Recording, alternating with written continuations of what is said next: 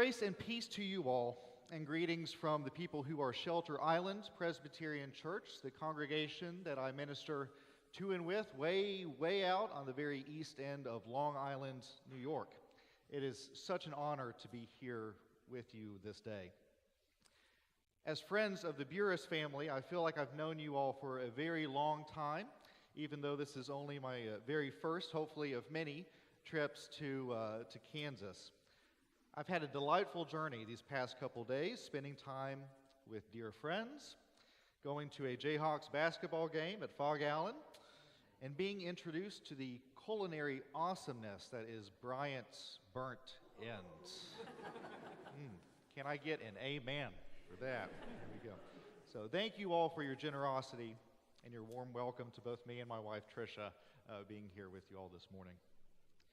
As I understand it, I was sitting in on the meeting you all had right before this service, that you all are going through a very significant period of transition.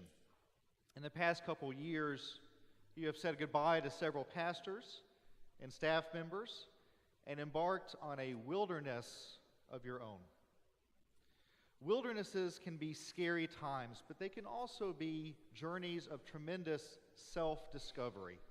The good news is this: you all, as a congregation in transition, are in good company because the Bible is filled to the brim with people in transition.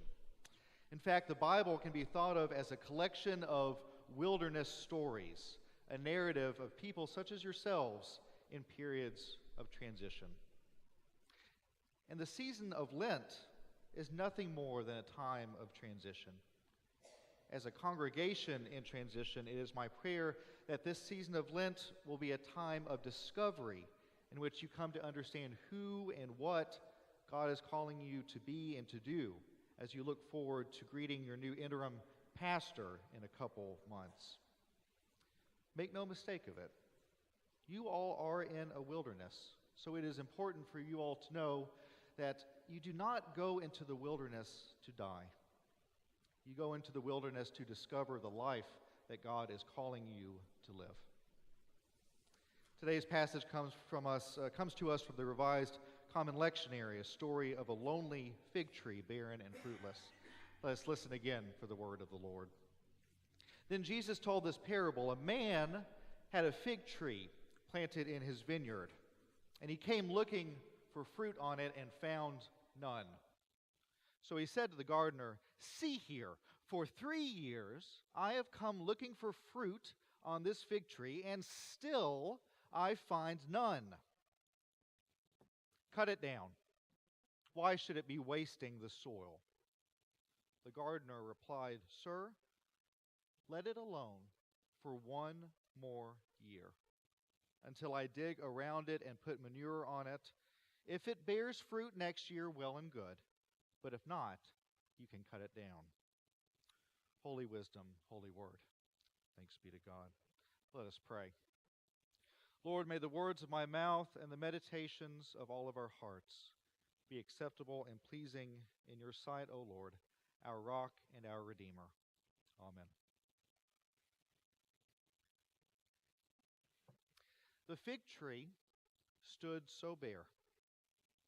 It had been a long 3 years of trial and tribulation, drought and famine.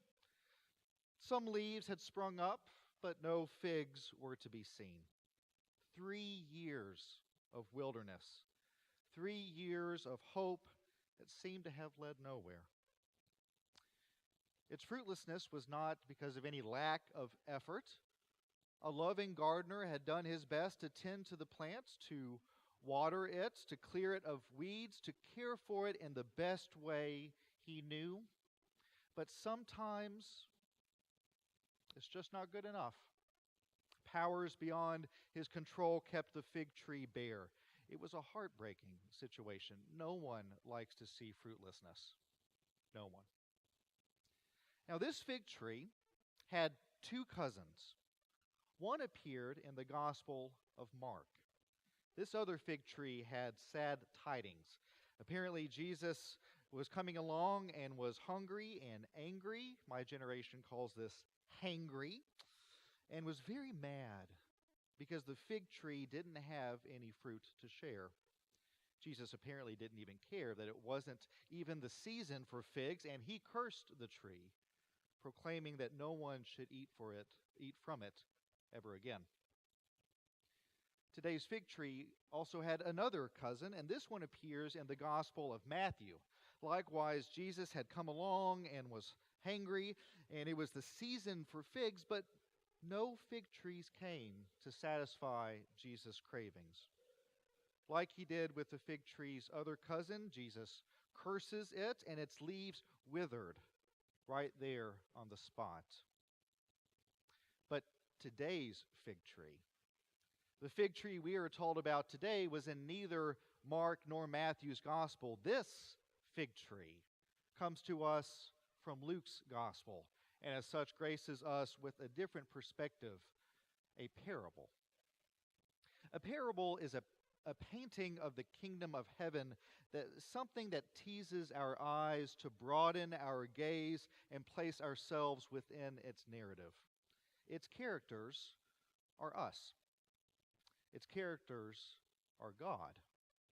Parables are fluid and imaginative, complex and simple, particular and yet elusive.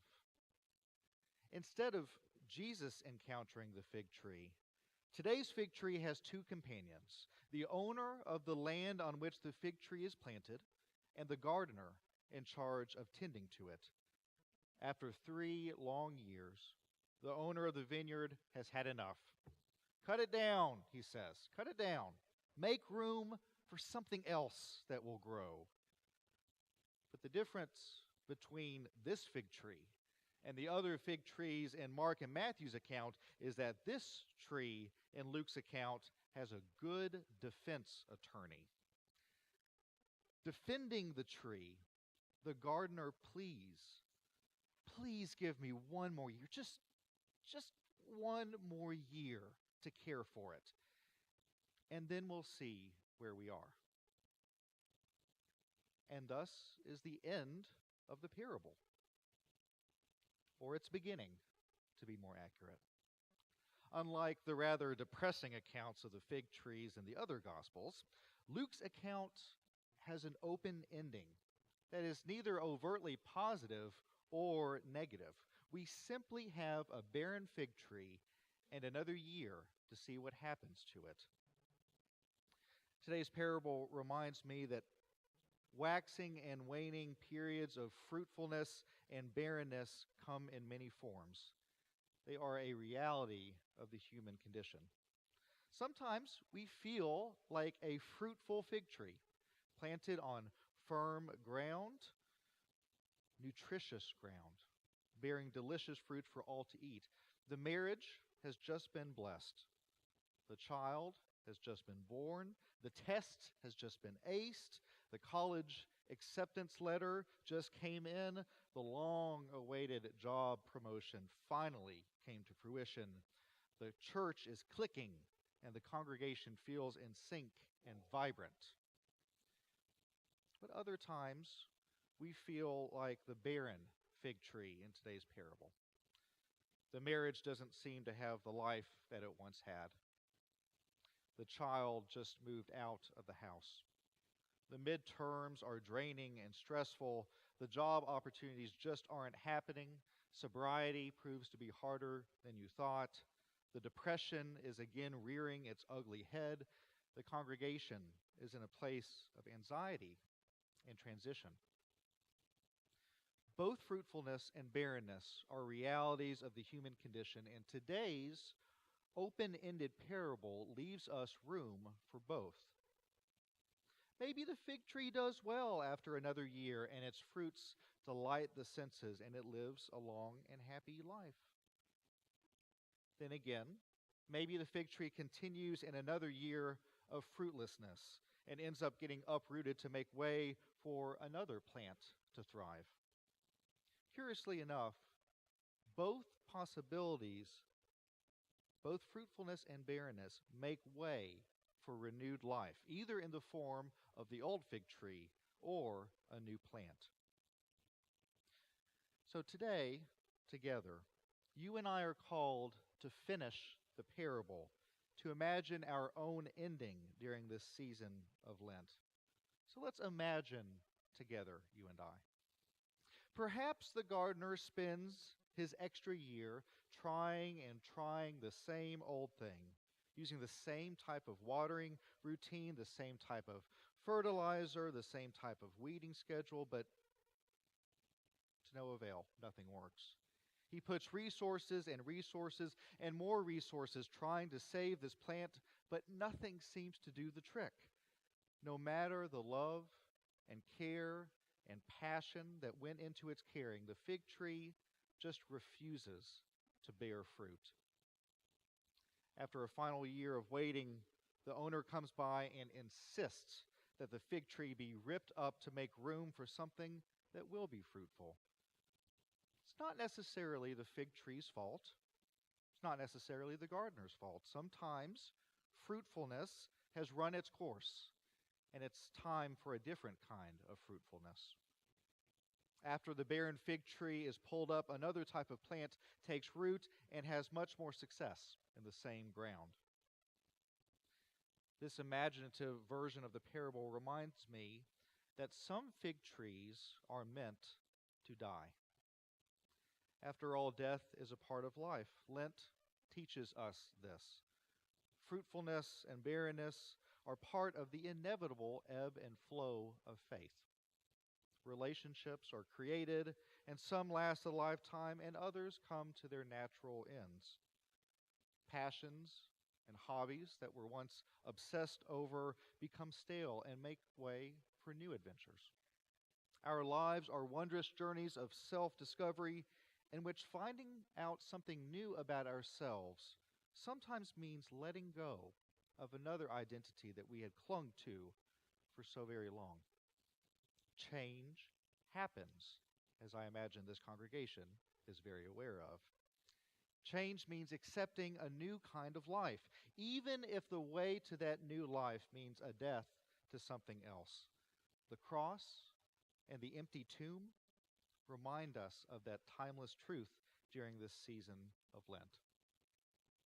I wonder, what are the fig trees in your life that have run their course and need to be uprooted in order to make room for another kind of fruitfulness? We all long for fruitfulness, but we often fear the process of uprooting that makes room for it. Who knows, perhaps the gardener in this scenario was just not ready to let go. Sometimes we, both as individuals and as congregations, just don't want to let go. Perhaps we don't want to let go of the way we've always done things. Perhaps we don't want to let go of that beloved staff member. Perhaps we don't want to let go of that ministry that has run its course. Perhaps we don't want to let go of that hymn that we grew up with. Perhaps we don't want to let go of that identity that we had 30 years ago as a church. Whatever that thing is, sometimes there are fig trees that need to be let go. But often we don't want to let them go because we're scared that it will change who we are. Perhaps in this scenario, we find comfort by reminding us that though the gardener no longer planted a fig tree, he was nevertheless still a gardener.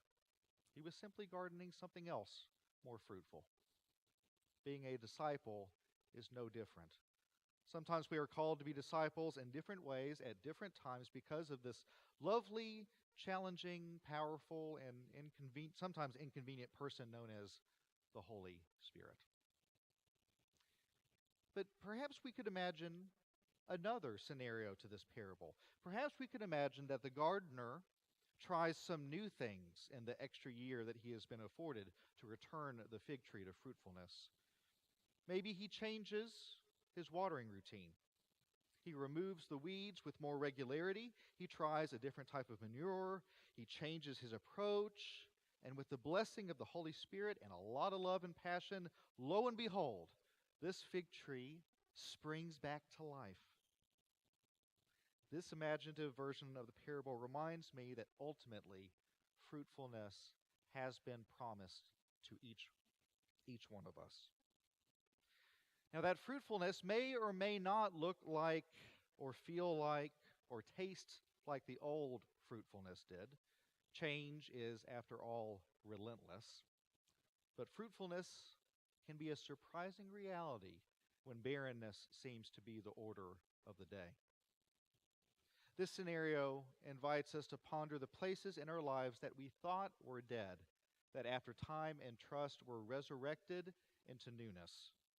When was that moment that the relationship was rekindled? When was that time when that old hobby was found all over again?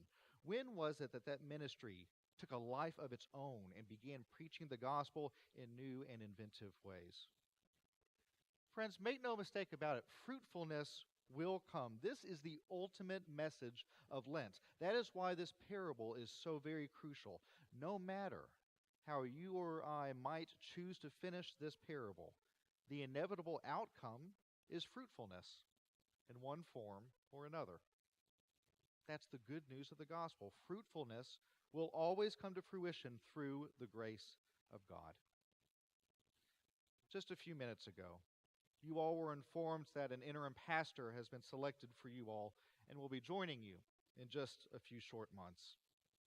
Together, y'all are headed into uncharted territory where together you'll seek the fruitfulness of the Spirit. I know that God has some amazing plans for you. And with your new transitional pastor, you will continue to discover who God is calling you to be. Now, we must remember, as the parable of the fig tree reminds us, death and resurrection are both on the horizon. This transitional time in the life of this congregation will be a time that some things may need to die in order that other things can be brought to life. My prayer is that this parable might give you all the vocabulary to imagine what God has in store for you as a congregation in transition, as a congregation on the move. May you be attentive to the things among you that God is calling you to plant, and may you be equally attentive to the things among you that God is calling you to uproot.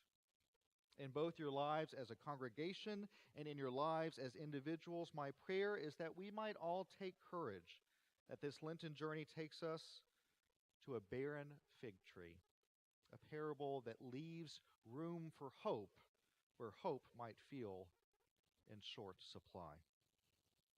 So, friends, hear the good news of the gospel. Today's parable is not finished. It is your job to finish it. And know that you do not do so alone, but that you go nurtured and protected by Jesus Christ, the true vine, whom we follow from the barrenness of the cross, so that we might rejoice in the fruitfulness of the empty tomb. In the name of the Father, and of the Son, and of the Holy Spirit. Amen.